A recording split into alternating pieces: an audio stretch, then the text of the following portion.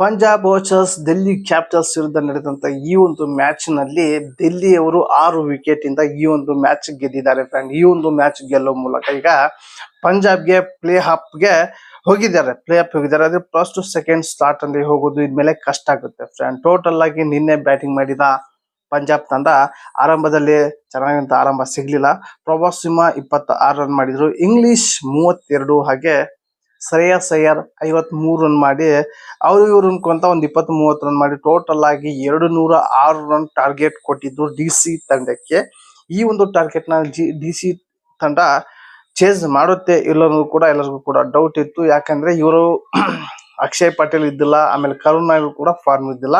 ಇಲ್ಲಿ KL ರಾಹುಲ್ ಹಾಗೆ ಚೆನ್ನಾಗಿರುವಂತ ಸಾಥೆ ಕೊಟ್ಟರು. 30 ಚಿಲ್ಲರ ರನ್ ಕೂಡ ಮಾಡಿದ್ರು. ಆಮೇಲೆ ಬಂದ ಕರುಣ್ ನಾಯರ್ 44 ರನ್ ಮಾಡಿದ್ರು ಸಮೀರ್ ಜೊತೆಗೆ. ಸಮೀರ್ ಹಾಗೆ ಕರುಣ್ ನಾಯರ್ ಆಟ ಇದೆಯಲ್ಲ, ಈ ಒಂದು ಆಟನೇ ಪಂಜಾಬ್ ಅವರಿಗೆ ಈ ಒಂದು ಪಾರ್ಟ್ನರ್ಶಿಪ್ ಮೂಲವಾಗಿತ್ತು ಫ್ರೆಂಡ್. ಟೋಟಲ್ ಆಗಿ ಇವರೊಂದು ಪಾರ್ಟ್ನರ್ಶಿಪ್ ಚೆನ್ನಾಗಿರುವಂತ ಪಾರ್ಟ್ನರ್ಶಿಪ್ ಬಂದಿದ್ದಕ್ಕೆ ಇಷ್ಟು ರನ್ ಚೇಸ್ ಮಾಡೋಕೆ ಆಯ್ತು.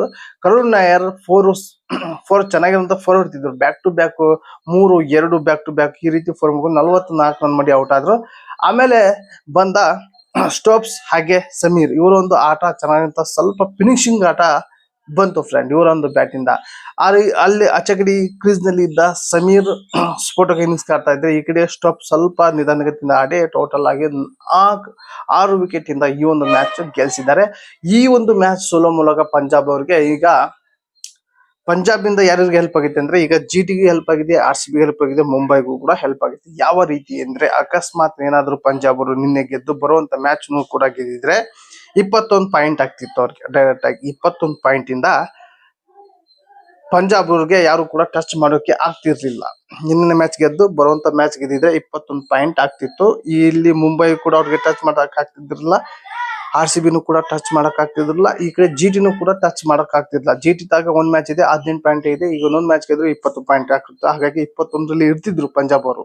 ನಿನ್ನೆ ಮ್ಯಾಚ್ ಸೋತಿ ಕಾರಣಕ್ಕೋಸ್ಕರ ಈಗ 17 ಪಾಯಿಂಟ್ ಅಲ್ಲೇ ಇದ್ದಾರೆ, ಸೆಕೆಂಡ್ ಸ್ಟಾರ್ಟ್ ಅಲ್ಲಿ ಇದ್ದಾರೆ. ಫಸ್ಟ್ ಇರೋದು GTನೇ. GT ಇವತ್ತಿನ ಮ್ಯಾಚ್ ಸೋತು ಅಕಸ್ಮಾತ್ RCB ಹಾಗೆ ಈಗ ಬರುವಂತ ಮ್ಯಾಚ್ ಏನಾದ್ರು GT ಸೋತ್ರೆ, ಈಗ ನೆಕ್ಸ್ಟ್ ಮುಂಬೈ ವರ್ಸಸ್ ಪಂಜಾಬ್ ಇದೆ. ಇದರಲ್ಲಿ ಯಾರು ಗೆಲ್ತಾರೋ ಅವರು ಟಾಪ್ ನಲ್ಲಿ ಹೋಗ್ತಾರೆ ಡೈರೆಕ್ಟ್ ಆಗಿ. ಯಾಕಂದ್ರೆ ರನ್ ರೇಟ್ ಕೂಡ ಚೆನ್ನಾಗಿದೆ ಮುಂಬೈದು.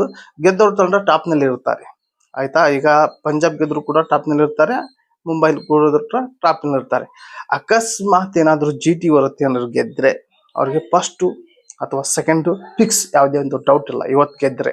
ಯಾಕಂದ್ರೆ 20 ಪಾಯಿಂಟ್ ಆಗುತ್ತೆ, ಇವತ್ತೇನಾದ್ರು ಗೆದ್ರೆ 20 ಪಾಯಿಂಟ್ ಆಗುತ್ತೆ. 20 ಪಾಯಿಂಟ್ ಯಾರು ಕೂಡ ಹೋಗಲ್ಲ. 17 ಪಾಯಿಂಟ್ ಕೂಡ RCB ಇದೆ, ಪಂಜಾಬ್ನವರು ಕೂಡ 17 ಇದೆ, ಈ ಕಡೆ ಮುಂಬೈದು ಕೂಡ 16 ಇದೆ. ಹಾಗಾಗಿ ಇಲ್ಲಿ 20 ಪಾಯಿಂಟ್ ಯಾರು ಕೂಡ ರೀಚ್ ಮಾಡಕ್ ಆಗಲ್ಲ. ಹಾಗಾಗಿ ಇವತ್ತು GT ಮ್ಯಾಚ್ ಸೋತ್ರೆ RCB ಕೂಡ ಹೆಲ್ಪ್ ಆಗುತ್ತೆ, ಪಂಜಾಬ್ ಕೂಡ ಹೆಲ್ಪ್ ಆಗುತ್ತೆ, ಮುಂಬೈ ಕೂಡ ಹೆಲ್ಪ್ ಆಗುತ್ತೆ ಫ್ರೆಂಡ್. ಏನಾದ್ರು ಈಗ ಬರುವಂತ ಮ್ಯಾಚ್ ನಲ್ಲಿ ಏನಾದ್ರು ಪಂಜಾಬ್ ಸೋತ್ರೆ, ಹೀನಾಯವಾಗಿ ಸೋತ್ರೆ, ಅಲ್ಲಿಗೆ ಮುಂಬೈ ಅವರು 2ನೇ ಸ್ಥಾನಕ್ಕೆ ಬರ್ತಾರೆ. 2ನೇಕ್ಕೆ ಬರ್ಬೋದು, ಫಸ್ಟ್ ಕೂಡ ಬರ್ಬೋದು. ಇವತ್ತು GT ಮೇಲೆ ಡಿಫೆಂಡ್ ಆಗುತ್ತೆ.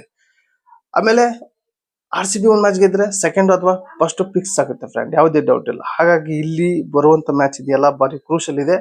ಇಂದು ಅಥವಾ ನಾಳೆ ಕ್ಲಿಯರ್ ಆಗುತ್ತೆ, ಯಾವುದೇ ಒಂದು ಪಿಕ್ಚರ್ ಕ್ಲಿಯರ್ ಆಗ್ಬಿಡುತ್ತೆ, ಯಾವುದೇ ಡೌಟ್ ಇಲ್ದಾಗೆ ಫ್ರೆಂಡ್. ಟೋಟಲ್ ಆಗಿ ಈ ಒಂದು ಮ್ಯಾಚ್ ನಿಮ್ಮ ಮುಂದೆ ಈ ಒಂದು ವಿಡಿಯೋ ಇಷ್ಟ ಆದ್ರೆ ಒಂದು ಲೈಕ್ ಕೊಡಿ, ಈ ಒಂದು ವಿಡಿಯೋ ನಿಮ್ಮ ಫ್ರೆಂಡ್ಗೆ ಶೇರ್ ಮಾಡಿ ಅಂತ ಹೇಳಿ ಏನ್ ಮಾಡ್ತಾ ಇದೀನಿ ಮತ್ತೆ ಅಂತ ಹೇಳಿ. ಟೇಕ್ ಕೇರ್, ಬಾಯ್.